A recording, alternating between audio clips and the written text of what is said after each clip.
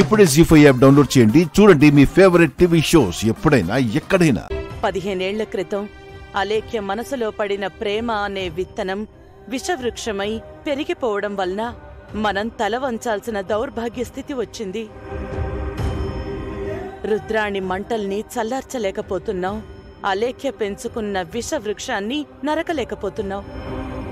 ఒక పని చేద్దాం అనుకుంటున్నానమ్మా. ఏంటత్తయ్యా? సిరిపురం వెళ్దామనుకుంటున్నాను. రుద్రాణి కాళ్లు పట్టుకుని వేడుకుందామనుకుంటున్నాను. ఎదురు తిరిగే అవకాశం లేనప్పుడు శరణు అంటూ కాళ్లు పట్టుకుంటేనైనా మన మీద జాలి కలిగి వదిలేస్తుందేమో. విగ్రహం విషయం కాకుండా మరే విషయంలోనైనా అయ్యుంటే వేదవతిని రుద్రాణి ఢీ కొట్టలేదు. ఆ విషయం రుద్రాణికి కూడా తెలుసు. అందుకే రుద్రాణి దగ్గరికి వెళ్లి అవని శ్రీకర్లని విడదీయద్దని కాళ్లు పట్టుకుంటాను. నేను 100 మెట్లు దిగడం వలన మీ 100 ఏళ్ల బంధం నిలబడుతుంది అనుకుంటే అందుకు నేను సిద్ధమేనమ్మా. మీరు మంచి మనసు చేసుకుని అంతకు తగ్గినా అర్థం చేసుకునే జ్ఞానం ఆ రుద్రానికి లేదు. మమ్మల్ని విడదీయకూడదనే విచక్షణ ఆ అలేఖ్యకు లేదు. అదీగాక నేను బతికుండగా నా అత్త నా గురించి ఒకరి కాళ్లు పట్టుకునే పరిస్థితి రాకూడదు. నా వలన వచ్చింది అంటే నేను బ్రతుకుండడం అనవసరం. నిన్ను నేను దూరం చేసుకోలేనమ్మా.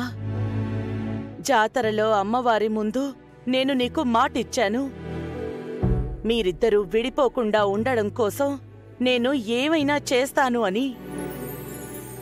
ఇప్పుడు కూడా చెప్తున్నాను, మీకోసం నేను ప్రాణత్యాగానికైనా సిద్ధం. అత్తయ్య,